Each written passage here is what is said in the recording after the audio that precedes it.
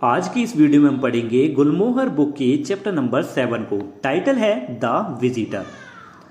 यह कहानी जर्मनी की है जो वर्ल्ड वॉर सेकंड के दौरान घटित होती है। एडोल्फ हिटलर जो जर्मनी और नाजी पार्टी के नेता थे, इनका मानना था कि जर्मन लोग सभी से श्रेष्ठ हैं और उन्हें दुनिया पर राज करने के लिए पैदा किया गया है। हिटलर को ज्यूइश यानी यहूदी लोगों से विशेष नफरत थी। वह उन्हें इंसान से कम मानते थे और यह नहीं सोचते थे कि उन्हें आज़ादी या जीवन जीने का अधिकार है।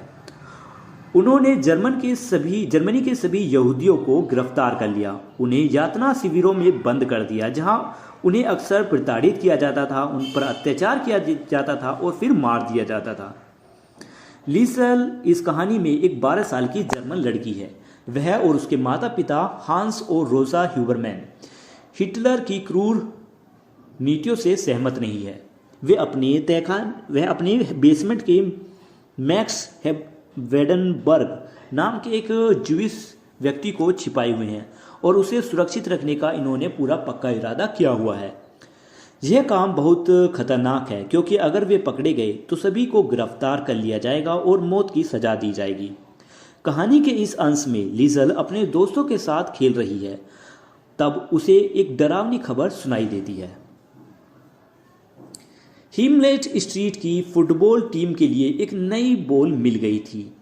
यह उनके लिए अच्छी खबर थी, लेकिन थोड़ी चिंता वाली खबर यह थी कि NSDAP यानी national socialist German workers party या फिर नाजी पार्टी, जिसको खुद एडोल्फ हिटलर लीड कर रहे थे, तो इस नाजी पार्टी का एक ग्रुप उनकी ओर बढ़ा आ रहा था। नाजी पार्टी का यह ग्रुप पूरे शहर में गली गली में घर घर जा रहे थे और अब वे फ्राउ डीलर यानी मिसिस डीलर की दुकान पर खड़े थे। अपने काम को जारी रखने से पहले एक छोटा सा ब्रेक ले रहे थे। दूर से बच्चे देख रहे थे। लीजल अभी अभी बाहर आई थी और वह रूडी और टॉमी के पास चली गई। लीजल ने रूडी और टॉमी से पूछा, वहां ऊपर क्या हो रहा है? रूडी ने अपने हाथ अपनी जेब में डाल लिए और कहा, नाजी पार्टी। वे सभी घरों और अपार्टमेंट्स की जांच कर रहे हैं। यह सुनकर लीजल का मुंह अचानक सूखा रह गया। उसे अचंभा हुआ। पूछा, किस लिए? तो रूडी ने बताया, क्या तुम्हें नहीं पता? क्या तुम नहीं जानती? चलो उसे बताओ टॉमी। यहाँ टॉमी खुद उलझन में था। उसने कहा, अरे मुझे नहीं पता। फिर रूडी ने टॉमी और लीजल दोनों से कहा कि तुम दोनों बिल्कुल बेवकूफ़ हो, बेकार हो। अरे उन्हें एयर रेड शेल्टर्स यानी हवाई हमलों से बचने के लिए सुरक्षित जगह चाहिए। लीजल ने पूछा, क्या उन्हें बेसमेंट्स की ज़रूरत है? रूडी ने बताया, नहीं, एटिक्स की ज़रूरत है। अरे हाँ, उन्हें बेसमेंट्स की ज़रूरत है। वे देख रही हैं कि क्या बेसमेंट बचाव के लिए पर्याप्त अच्छे हैं। लीजल, तुम सच में मूर्ख हो, है ना? फिर बच्चे अपने खेल में वापस लौट गए, लेकिन लीजल अब भी वहीं पर खड़ी थी। वह बिना किसी के शक में आए, बिना किसी के नज़रों में आए अंदर कैसे वापस जा सकती थी। मिसेस डीलर के पास इकट्ठा हुई भीड़ धीरे धीरे बिखरने लगी, यानी वो सभी नाजी पार्टी के लोग अलग अलग दिशाओं में जाने लगे। लीजल को भयानक तरीके से घबराहट पैदा होने लगी। उसका गला और मुंह सूख रहे थे। उसने अपने आप से कहा, सोचो, कम ऑन लीजल, सोचो, कुछ सोचो। तभी रूडी ने एक अच्छा स्कोर किया और दूर से सभी बच्चे उसे बधाई देने लगे। लीजल ने फिर अपने आप से फिर कहा, सोचो लीजल, कुछ सोचो। तभी लीजल को कुछ समझ आया। उसने अपने आप से कहा कि हाँ, ये तरीका बिल्कुल सही रहेगा, लेकिन मुझे इस तरीके को असली बनाना होगा। यानी यहाँ पर लीजल को कुछ आइडिया आया है जिसका बहाना बनाकर वो सभी के नज़रों में आए बिना किसी शक के अपने घर वापस लौट सकती है। जैसे ही नाजी लोग सड़क पर आगे बढ़े, बॉल हवा में पास होकर एक बड़े बच्चे के पास, जिसका नाम है क्लाउस बेरिंग, के पास पहुंची। क्लाउस बेरिंग जैसे ही बॉल के साथ मुड़ा, लीजल सामने आ गई और वे इतनी जोर से टकराए कि खेल अपने आप ही रुक गया। जैसे ही बॉल लुढ़की, खिलाड़ी दौड़कर आए। लीजल ने एक हाथ से अपना घुटना पकड़ लिया और दूसरे से अपना सिर। क्लाउस बेरिंग ने केवल अपनी राइट सिन यानी अपने घुटने का नीचे वाला जगह को पकड़ा और दर्द से कराहते हुए और मुंह बढ़ाते हुए कोसते हुए उसने कहा, वह लड़की कहाँ है, मैं उसे मार डालूंगा। लेकिन यहाँ पर कोई मारपीट नहीं होने वाली थी, यह उससे भी बुरा था। एक दयालु पार्टी नाजी पार्टी का सदस्य ने यह घटना देखी और वह बच्चों के ग्रुप की ओर दौड़ा। उसने पूछा, यहाँ क्या हुआ? क्लाउस बेरिंग ने लीजल की ओर इशारा करते हुए कहा, यह लड़की पागल है। उस दयालु पार्टी के सदस्य ने लीजल को उठने में मदद की। उस व्यक्ति ने कहा, मुझे नहीं लगता तुम खेलने में की हालत में हो मेरी बच्ची, तुम कहाँ रहती हो? लीजल ने जवाब दिया, मैं ठीक हूँ, सच में मैं खुद जा सकती हूँ, बस मुझसे दूर रहो, थोड़ा दूर रहो। तभी रूडी ने बीच में ही हस्तक्षेप किया। वो बीच में आ गया और उसने बोला, चलो लीजल, मैं तुम्हें घर पहुँचा दूंगा। लीजल ने सोचा, ये रूडी अपने काम से काम क्यों नहीं रखता, ये अपने काम से काम क्यों नहीं चला सकता था। लीजल ने कहा, सच में रूडी तुम बस खेलते रहो, मैं खुद जा सकती हूँ। रूडी ने कहा, नहीं नहीं। रूडी टस से मस नहीं हुआ। उसने जिद की और कहा, इसमें 1 या 2 मिनट लगेंगे। फिर से लीजल को सोचना पड़ा और फिर से वह सोच सकी। रूडी उसे पकड़े हुए था और लीजल ने खुद को फिर से जमीन पर गिरा लिया पीठ के बल और आवाज लगाई, माई पापा, मेरे पापा। उसने देखा कि आसमान पूरी तरह से नीला था, बादल का कोई नामो निशान भी नहीं था। लीजल ने रूडी से कहा, क्या तुम पापा को बुलाकर ला सकते हो रूडी? रूडी ने कहा, ठीक है, यहीं रहो। इस दौरान लीजल ने पार्टी सदस्य पर नजर बनाई रखी। 1 मिनट बाद उसके पिता हैंस ह्यूबरमैन उसके ऊपर शांत खड़े थे और वो बोले, नहीं, बेटी बोली, लीजल, हेलो पापा। पापा के होठों पर हल्की सी निराशा वाली मुस्कान आई और बोले, मैं सोच ही रहा था यह कब होगा। यानी उसके पिता कहना चाहती हैं कि मैंने उम्मीद थी कि कभी ना कभी तुम्हें इस खेल में चोट जरूर लगेगी, मुझे लगे ही था। उन्होंने उसे ऊपर उठाया और घर की ओर ले गए। खेल जारी रहा और नाजी लोग पहले ही अलग अलग दरवाजे पर जाकर जांच करने लगे, लेकिन कोई भी ठीक से जवाब नहीं दे रहा था। घर के अंदर पहुंचते ही लीजल ने उन्हें सारी जानकारी दी। उसने चुप्पी और निराशा के बीच का रास्ता खोजने की कोशिश की। लीजल ने धीरे से अपने पिता से कहा, पापा, नाजी पार्टी। पापा उसी समय रुक गए। उन्होंने दरवाज़ा खोलकर अपर गली की ओर देखने की इच्छा को दबा दिया। यानी इस समय वो घर का जो दरवाज़ा है उसको खोलकर मतलब बाहर देखने वाले थे, तभी वो रुक गए। लीजल ने पिता से कहा, वे नाजी पार्टी के लोग बेसमेंट की जांच कर रहे हैं ताकि शेल्टर बनाए जा सके। पिता ने उसे नीचे उतारा और कहा, स्मार्ट गर्ल, और फिर अपनी पत्नी रोज़ा को पुकारा। उनके पास योजना बनाने के लिए बस 1 मिनट था। उनके दिमाग में अलग अलग विचार आ रहे थे, मतलब अजीब अजीब विचार आ रहे थे।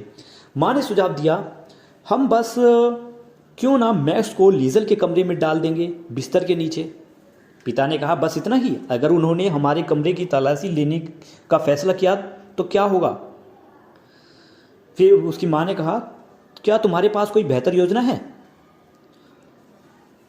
आगे बताया गया है कि उनके पास अब 1 मिनट भी नहीं था। 33 हैमलेट स्ट्रीट के दरवाजे पर जोर से एक दस्तक हुई और किसी को कहीं भी ले जाने का अब समय निकल चुका था। बाहर से आवाज आई, दरवाजा खोलो। अब यह आवाज सुनकर इन सभी के दिल जोर जोर से धड़कने लगे। लीजल कहती है, आज के दिन पापा ने इस मौके को संभाला। वे तेजी से बेसमेंट के दरवाजे की ओर दौड़े और सीढ़ी के नीचे चेतावनी दी। अब चेतावनी किसको दी? मैक्स को, मतलब जिसको उन्होंने ज्यूइश पीपल को छुपाया हुआ था, उसको चेतावनी दी कि कोई खतरा आने वाला है उसके पास। और जब वे वापस आए तो तेजी से बोले, देखो, चाले चलने का अब कोई समय नहीं है। हम उसे सैकड़ों तरीके से भटका सकते हैं, लेकिन एक ही हल है। उन्हें दरवाजे की ओर देखा और कहा, नथिंग, मतलब कि अब उन्हें कुछ नहीं करना है।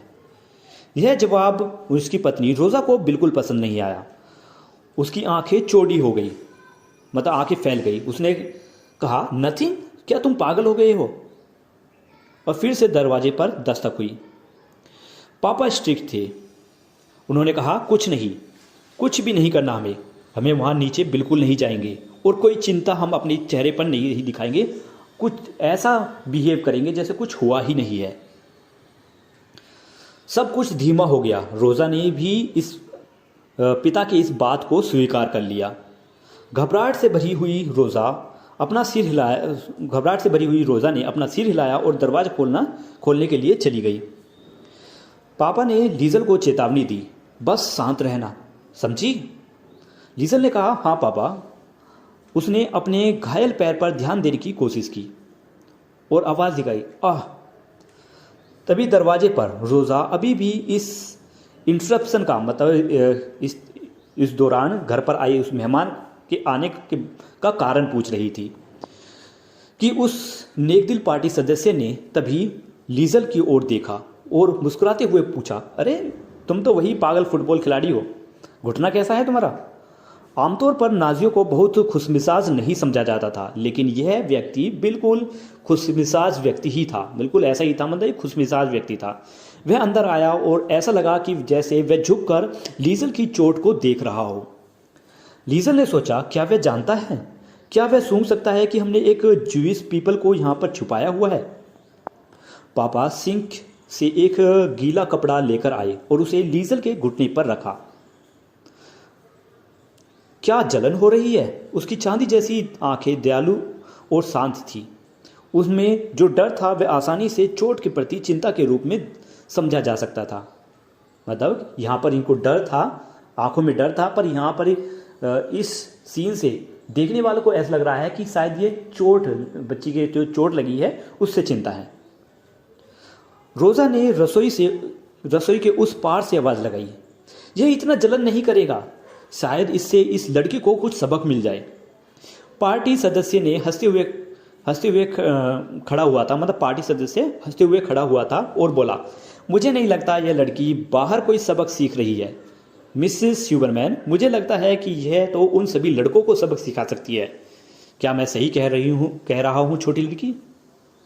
पापा ने कपड़ा चोट पर जोर से दबाया और लीज़ल ने जवाब देने के बजाय मुंह बिचकाया।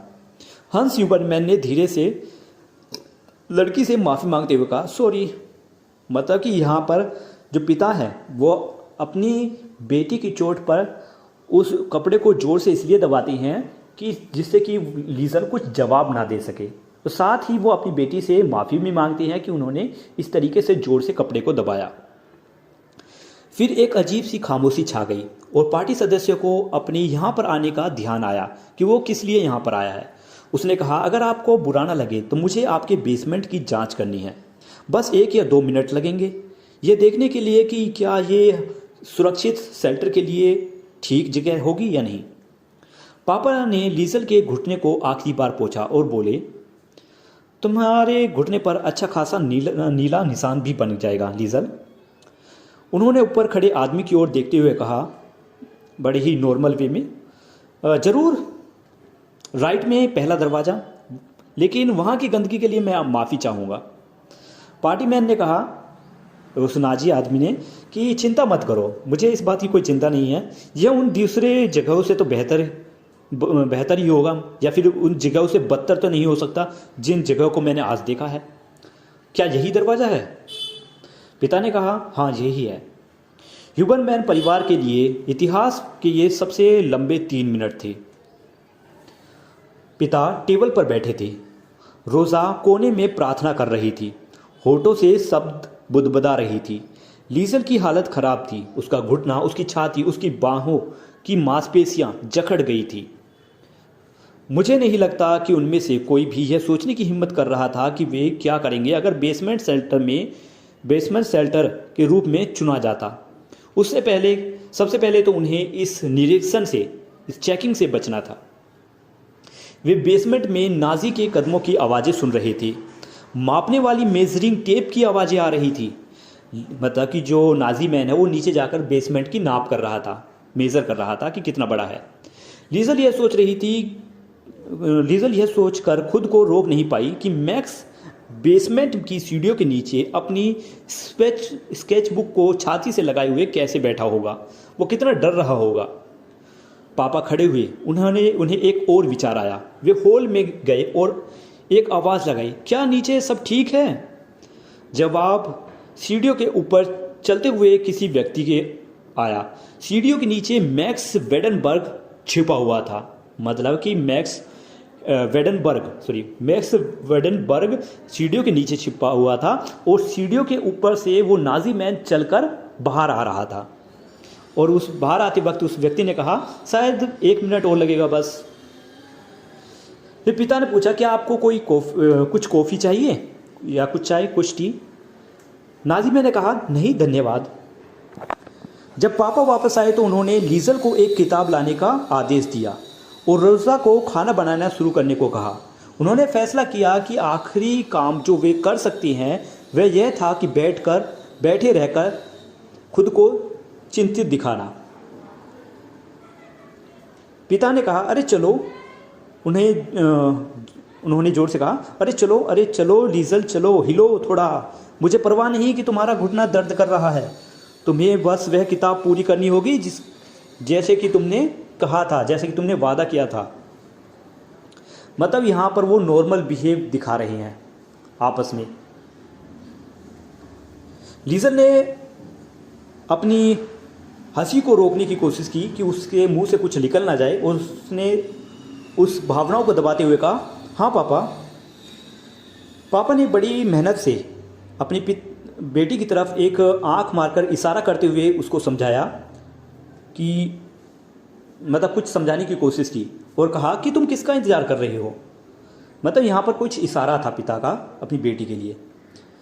गलियारे में वे लगभग पार्टी सदस्य से टकरा गई। जब पार्टी मैन वापस आ रहा था तो लीज़ल उनसे टकरा गई। तो उस पार्टी मैन ने कहा, क्या तुम्हें अपने पापा से डांट पड़ रही है ना? कोई बात नहीं, मेरा भी अपने बच्चों के साथ ऐसा ही व्यवहार होता है, हमारे साथ भी ऐसा ही होता है। फिर वे अलग अलग दिशाओं में चले गए और जब लीज़ल अपने कमरे में पहुंची तो उसने दरवाज़ा बंद कर लिया और घुटनों के बल गिर गई। भले ही इसमें उसे दर्द हुआ हो या दर्द बढ़ गया हो। पहले उसने यह सुना कि बेसमेंट बहुत उथल पथल था। यानी नाजी मैन जो अभी बेसमेंट से बाहर आया था वो उसके माता पिता से बात कर रहा है और वो कह रहा है कि जो बेसमेंट है वो बड़ा ही उथल पुथल है। फिर विदाई की आवाज़ें आई जिसमें एक गलियारे से आवाज़ आई, अलविदा पागल फुटबॉल खिलाड़ी, बाय बाय, ठीक है, गुड बाय। लीज़ल को खुद का ख्याल आया। मतलब लीज़ल को खुद ख्याल आया और उसने मन ही मन कहा, अलविदा नाजी मैन। पापा के अनुसार पार्टी सदस्य के जाते ही रोज़ा स्टोव के पास टूट पड़ी। मतलब कि उसे रोना आ गया कि आखिरकार वो बच गई, उसे राहत की सांस मिली। वे लीज़ल को लेकर बेसमेंट की ओर गए और वहाँ से उन अच्छी तरह से लगाए हुए चादरों और पेंट के डिब्बे को हटाया जो मैक्स वेडनबर्ग को छिपाने के लिए लगाए हुए थे। मैक्स सीढ़ियों के नीचे बैठा था, पसीने से तरबतर, और अपने जंग लगे कैंची को चाकू की तरह पकड़े हुए था। उसने धीरे से कहा, मैं इसका इस्तेमाल नहीं करता, मैं बस इतना कुछ बोलने ही वाला था। उसने जंग लगी कैंची अपने माथे पर टिका ली और कहा, मुझे माफ़ कर दो, मैंने तुम सबको मुसीबत में डाला हुआ है। इसके बाद रोज़ा ने कैंची ली उसके हाथों से और कहा, तुम जिंदा हो और हम सब भी जिंदा हैं, अब चिंता की कोई बात नहीं। तो यहीं पर ये चैप्टर ख़त्म होता है। उम्मीद है आपको चैप्टर अच्छे से समझ आया होगा। अगर वीडियो अच्छी लगी, एक्सप्लेनेशन अच्छा लगा है तो कमेंट में लिखकर जरूर बताएं। इस चैप्टर के क्वेश्चन आंसर मैं जल्द ही इस वीडियो के बाद अपलोड कर दूंगा, जिसका लिंक आपको वीडियो के डिस्क्रिप्शन से या वीडियो के आखिर में मिल जाएगा। मिलते हैं नेक्स्ट वीडियो में, तब